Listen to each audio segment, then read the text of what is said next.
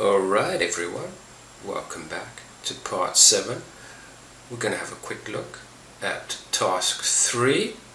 Pause the video, give it a go if you want to, and then we'll have a look at how I constructed the select statement. Right then, let's head on in to SQL Server Management Studio. Okay, on to task 3 then. In this task, the company salesman needs to check out all the orders that have not been fulfilled, in other words the ones that have not been invoiced, so they can then inform their customers of the delay and the quantity of each product outstanding per order. They also want to be able to send the data to the warehouse manager so he can then focus on which products to send out as a priority. What we've been asked to do is to write a query to extract all the data needed to fill every requirement. So, first of all, thinking what is the main bulk of data that we need to extract.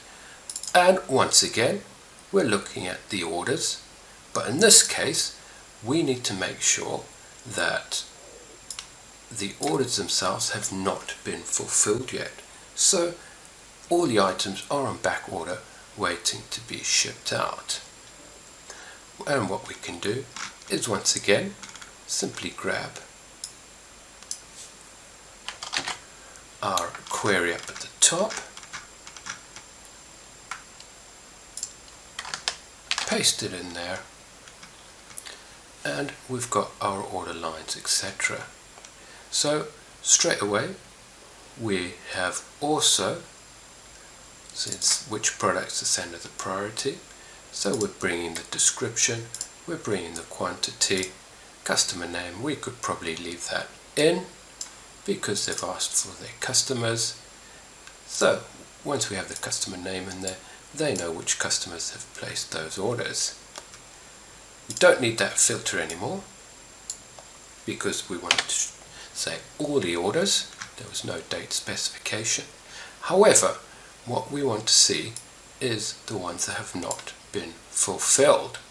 So what we have to do with that then is we need to, let me comment that out, we need to join it on to the invoicing table. But we know that if we do an inner join onto the invoices table, that will show us all the orders that have been fulfilled and exclude the ones that haven't. So we need to fire up our left join again to bring in all the orders, including those that haven't been shipped.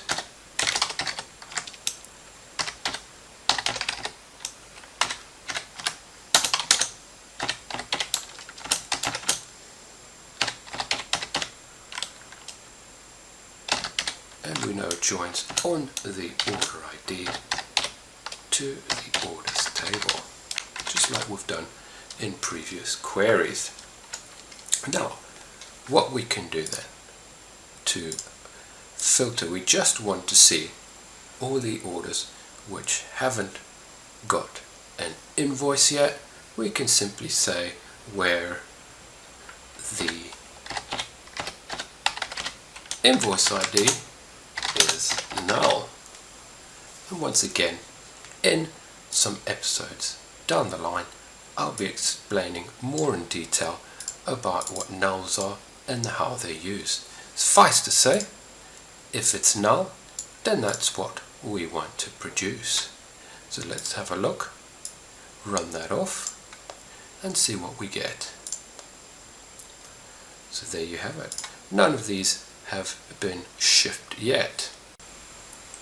So that was pretty easy, probably because we had written quite a lot of code for it originally, and we just manipulated some of the joins, some of the whereby clauses, the where clauses, etc. to produce the results that we're after. So what we can do now, we're happy with that data. Let's have a look to see what else, what other data do you think they might need? Potentially the order date. We can always check that one in. Order date. That way we know that they can really focus on the oldest orders, try and get those shipped out as soon as, and work the way down the list. Let's have a quick look at that. There we go, there's the order date. You see some of them are as far back as 2013. So not a very good service for you, and that will help the salesman to focus on those orders, ship them out as soon as. So rather give more data that's been asked for if you think it's of any use, and then send it off as needs be. Have we fulfilled the whole requirement? All the orders that have not been fulfilled, yep, we've got the order ID, we've thrown in the order date so they can inform their customers. We've got the customer name, so straight away they can then sort it by customer name, for example. The quantity of each product outstanding per order. So there you go, there's our description of the product and the quantity on the order that hasn't been shipped. They send it out to the warehouse manager so you can focus on which products to send out as a priority. He'll know that these really old order dates, to focus on those, and he has his quantities for him to send them out. So I would say that all requirements have been fulfilled in this situation, and that's task number 3 done. A much quicker task there, a bit more straightforward, a bit more simple. On for our third one. Hope you enjoyed that little video, and we'll move on to the fourth and final task next.